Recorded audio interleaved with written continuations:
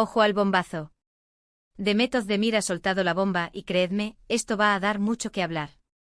Ha confesado algo que nos ha dejado helados, he estado sola desde entonces. Sí, habéis oído bien.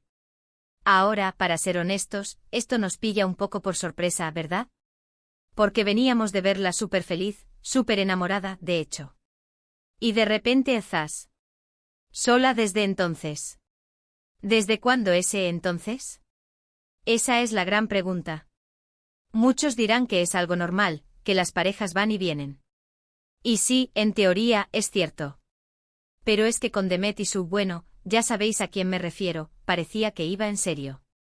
La cosa pintaba genial, las fotos, los gestos, las declaraciones, todo indicaba luna de miel eterna. Lo que yo creo que está pasando es que Demet es una mujer muy honesta. Y cuando dice que está sola, es porque está sola.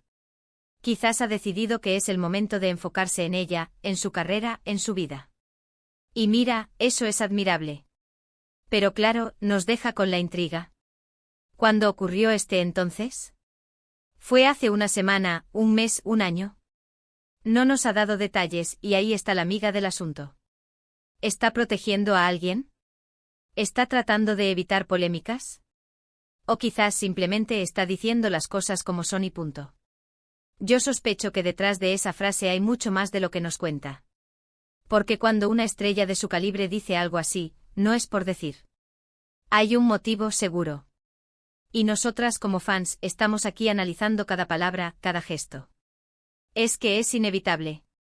Imagínate la presión que debe tener. Siempre en el punto de mira, cada relación, cada paso que da. Quizás ha decidido que ya no quiere exponer su vida personal así. Y es entendible. A veces uno necesita su espacio, su tranquilidad. Pero de ahí a decir, he estado sola desde entonces, hay un abismo.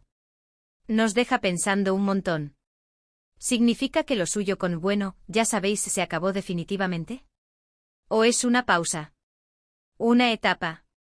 Lo que sí tengo claro es que Demet es una mujer con mucha fuerza.